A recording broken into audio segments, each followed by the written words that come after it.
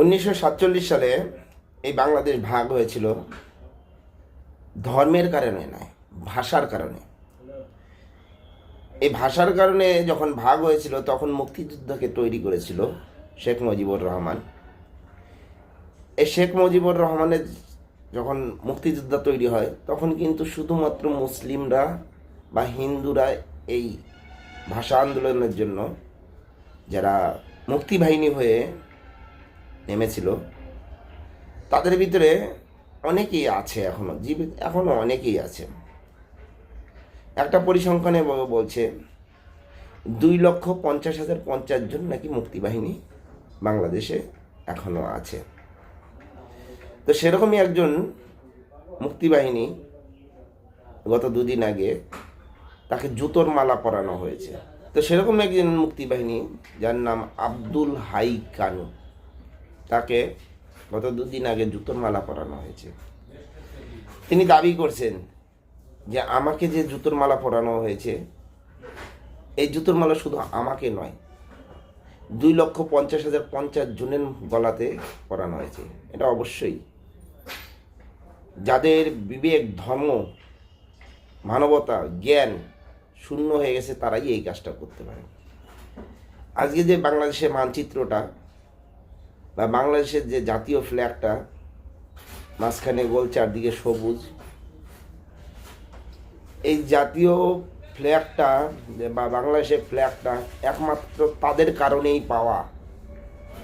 আজকে বাংলাদেশে যে ফ্ল্যাগটা উড়ছে বা নিজেরা যে স্বাধীন বাংলাদেশের একজন নাগরিক হিসেবে মনে করছে, তাদের কারণেই আজকে তাকে জুতোর মালা পরানো হয়েছে। দেখে নিন সেই ঘটনা। ঠিকই আছে, ঠিকই আছে। আইন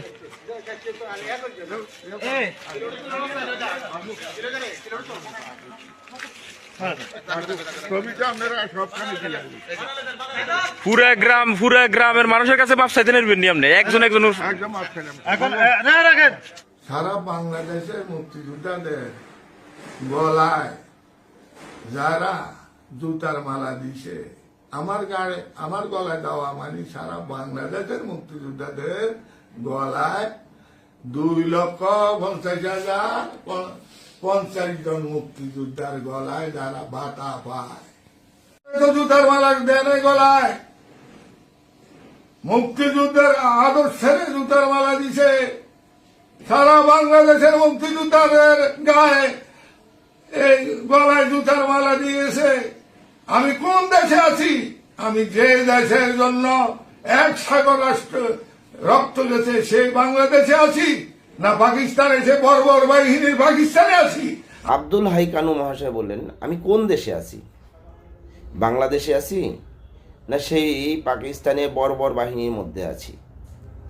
অবশ্যই এটা একটা দাবিদারের কথা যে আমি কোথায় আছি। যদি এ কথাই না হতো যে বাংলাদেশের জন্য মুজিবুর রহমান নিজের আত্মবলিদান দিলেন, নিজের সপরিবারে, শুধুমাত্র 2টো মেয়ে বেঁচে আছে, হয়তো পাকিস্তানপন্থীরা তাকে ভালো চোখে দেখতে পারেনি, যার জন্য তার পরিবারকে সব অংশে মেরে ফেলার প্ল্যান করেছিল, যার ভিতরে 2 জন বেঁচে গেছে।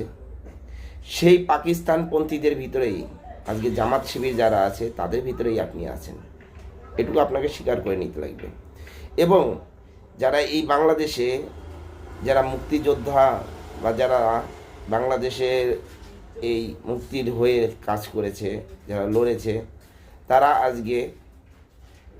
আজকে অসহায় এবং দুর্বল হয়ে পড়ছে।